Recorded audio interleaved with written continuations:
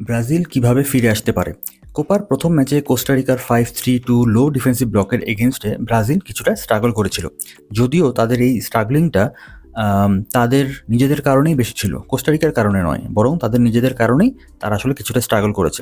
তো পরের ম্যাচগুলোতে ভালোভাবে ফিরে আসতে চাইলে ২টা পয়েন্টের উপর ব্রাজিলের বিশেষভাবে নজর দেওয়া উচিত। যদিও ২টা পয়েন্টের মূল পয়েন্ট আসলে সেম। ১ নম্বর পয়েন্ট হলো যে ফ্ল্যাঙ্ক এরিয়াতে তাদের ফুল ব্যাক যারা আছে, রাইট ব্যাক এবং লেফট ব্যাক, তাদেরকে যেটা করতে হবে, তাদের যারা উইঙ্গার আছে, রাইট উইঙ্গার এবং লেফট উইঙ্গার, তাদেরকে অনেক বেশি সাপোর্ট দিতে হবে। উইঙ্গারদেরকে যদি আপনি সাপোর্ট দিতে না পারেন, তাহলে তারা 1 ভার্সেস 1 সিচুয়েশনে যেতে পারবে না। আর 1 ভার্সেস 1 সিচুয়েশনে যদি যেতে না পারে, তাহলে তারা ড্রিবলিংয়ে সুবিধা করতে পারবে না। আগের ম্যাচে অনেকগুলো সিচুয়েশনেই আমরা লক্ষ্য করেছি যে তাদের উইঙ্গাররা ঠিকই রয়েছে সেখানে, কিন্তু ফুল ব্যাকদের সাপোর্ট না হওয়ার কারণে অপোনেন্টের ২ জন প্লেয়ার বা ৩ জন প্লেয়ার তারা সেখানে চলে এসেছে। আল্টিমেটলি দেখা গিয়েছে যে আপনার উইঙ্গারের এগেনস্টে অপোনেন্টের ২ জন বা ৩ জন প্লেয়ার ডিফেন্স করছে। সো আপনার উইঙ্গারের ওখানে ড্রিবল করে বিট করার কোনো সুযোগই আসলে নেই।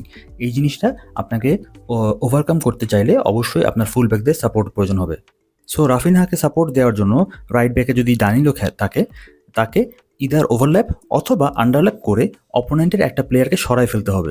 তাহলে রাফিনহা ড্রিবল করে অপোনেন্টকে বিট করার সুযোগ বেশি পাবে। একইভাবে লেফট সাইডে লেফট ব্যাক যেই খেলুক না কেন, তাকে সিমিলার মুভমেন্ট করতে হবে, যাতে করে ভিনিসিয়াস বা রদ্রিগো তারা যেন অপোনেন্টকে 1 ভার্সেস 1 সিচুয়েশনে ড্রিবল করে বিট করার সুযোগটা পায়। এই জিনিসটা আগের ম্যাচে খুব কম হয়েছে। লেফট ব্যাক, রাইট ব্যাক উপরের দিকে সাপোর্টিং মুভগুলো করতে পারে নাই। আবার যখন তারা এই মুভগুলো করেছে, তখন ব্রাজিল কিছুটা পজিটিভ মুভ করার সুযোগ পেয়েছে। সো নেক্সট ম্যাচেও এই রাইট ব্যাক এবং লেফট ব্যাকদেরকে, অর্থাৎ ফুল ব্যাকদেরকে অনেক বেশি সাপোর্টিং মুভমেন্ট করা লাগবে, বিশেষ করে ফ্ল্যাঙ্ক এরিয়াতে তারা যদি অ্যাডভান্টেজ নিতে চায়। ২ নম্বর পয়েন্ট হলো যে লো এবং কম্প্যাক্ট ডিফেন্সিভ ব্লক যদি আপনি সেন্ট্রালি বিট করতে চান, সেখানে অনেক কম্বিনেশন করতে হবে।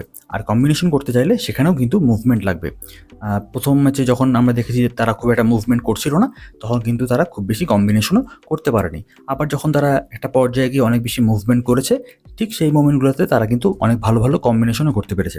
সো ফ্ল্যাঙ্ক এরিয়াতে যদি বেশি কার্যকর হতে চান, তাহলে সেখানে ফুল ব্যাকদের সাপোর্টিং রান দরকার হবে। আর যদি সেন্ট্রালি কম্বিনেশন করতে চান, তাহলে সেখানে অনেক বেশি মুভমেন্টের দরকার হবে। এই ২টা জিনিস যদি ব্রাজিল নেক্সট ম্যাচে ইমপ্রুভ করতে পারে, তাহলে তারা খুব সহজেই ফিরে আসতে পারবে বলেই আশা করা যায়।